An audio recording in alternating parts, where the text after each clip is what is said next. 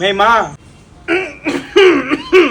నాకు ఒక 500 ఉంటాయి మా చెల్లి గిఫ్ట్ కొందామని రాఖీకి. సంపాదించడానికి దమ్మిడి ఆదాయం లేదు కానీ దంచడానికి ధన్యాల పొడి కావాలన్నాడు నీలాంటాడు. నిన్ను అడగలేదు నేను అమ్మని అడుగుతున్నా కదా. ఒక చిన్న బొమ్మ కొనలేకపోతున్నాడు ఈడేమన్నా నాకు అర్థం కావట్లేదు. అది అందరి ముందు ఇజ్జత్ తీస్తుంది మా. పోనీ బయటికి వెళ్ళి ముస్టడీ ట్రై చేయపోయావా? వేస్తారు నీ మొహం చూసి. It's very spiritual daddy. ఈ మాత్రం ఇంగ్లీష్ ఇంటర్వ్యూలో చెప్పినా కానీ ఈ పాటికి వచ్చేసాను నీకు ఉద్యోగం. ఆయన కొంచెం కామ్గా ఉండమని. ఇప్పటి వరకు ఉద్యోగం సంపాదించలేదు కానీ కోపం మాత్రం వచ్చేస్తుంది సార్ గారికి.